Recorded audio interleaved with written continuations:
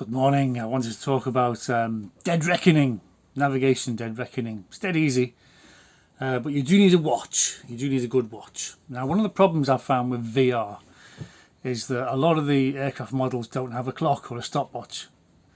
You must always have a clock or a stopwatch. And I find that the bezel watch is the best. I really do. I was looking at this route. I got this route noted down. One of the things the Mosquito is famous for during the Second World War was the raid on Amiens prison they took off from the UK. They flew at 0 feet, really, as low as they could, all the way to Amiens prison and bombed it. They bombed the walls. The walls fell down and everyone could escape. I mean, that's the basic essence of the story. It was full of French resistance fighters and things like that, and the Germans were holding them. But you could look into that story. But I was going to do the Dead Reckoning flight from Manston. I was going to do it today, actually, but this is where I found the difficulty.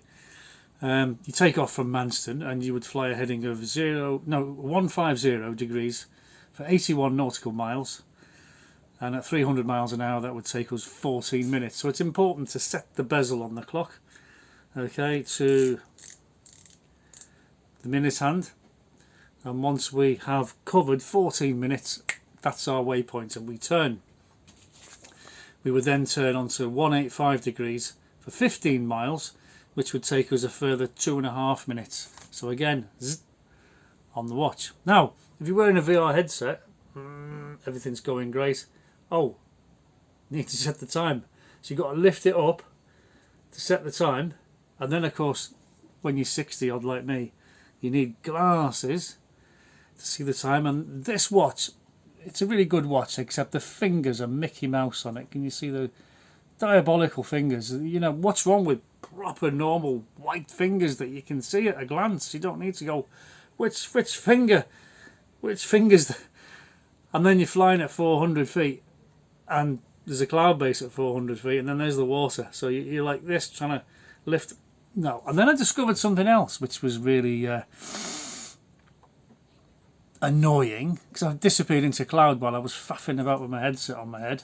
So I thought, oh, we better control this. Pulls the headset back down, and the old Artificial Horizon was a black circle with a line in the middle, and the line represented the horizon.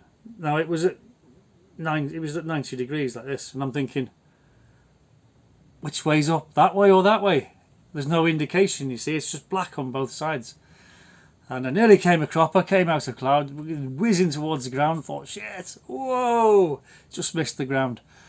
And I thought, well, that is why all the modern instruments, the modern Artificial Horizon attitude indicator, you will see half of it's blue, indicating the sky, and the other half is dark coloured, brown or something like that, to indicate terra firma. So you never, even at 90 degrees, you're not going to get confused as to which way is up. The blue bit. Whereas, you know, you're flying around in old aircraft with old instruments, and that is going to catch you out. Caught me out today, for sure. Anyway, luckily I didn't die. I'm going to post the video in a bit and you can all laugh at me having it. But I'd set off, took off, turned onto 150, and I thought, right, I'll set the watch. I'm there with the 400-foot cloud base and the water. So you get the idea. Anyway, getting back to the basic principle of Dead Reckoning, it's really simple. If you're one of these people who flies a flight simulator and you've got a big screen, it's no problem at all. You can have your stopwatch right there, or you can go like this. You know, not a problem. Even if you're a bit old like me and you need glasses, you just go, zzz, there you go. 14 minutes later, keep an eye on the watch. But you can't do that with a VR headset on. Well, you can if you haven't got a 400-foot cloud base anyway. So here's the basic idea. Manston is here, okay, and we travel to our first waypoint, which is here. Now we know for a fact, because we flight planned it, this is 81 nautical miles, and we know we're going to do 300 knots. So it's my job as a pilot to fly at 300 knots, okay, and stay on heading, okay, and in precisely 14 minutes we have arrived at our turning point.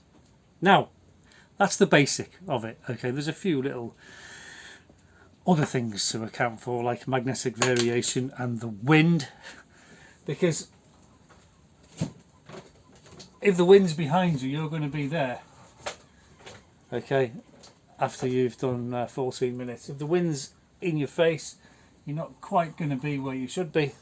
Like if it's blowing you off one way or the other, you could be out here or you could be out here. So you're going to finish up more or less in the right place. But if you're 1 degree off, after 60 miles, you're going to be a mile off course. So you've got to be quite precise with your aiming of the aircraft. Okay. Like I say, magnetic variation. You read all about this in navigation, but this is the basic idea. This is how it pans out. And then you come to your turning point. And what I used to do when I was flying is I'd put in 6-minute markers. 6 and 6 is 12, okay, and then 13, 14, there's 2 minutes left. So you could put in your 6-minute marker, and then you can put your next 6-minute marker in, which would be about there.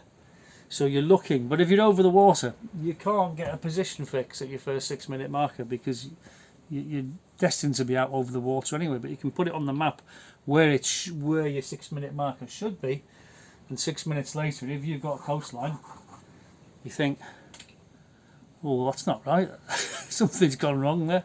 Anyway, so as we move along, we try and get position fixes, and we'll find that we're either going to be off to the left or we're going to be off to the right. Good things to look for are rivers, bends in rivers, anything that's like really obvious, like a big lake.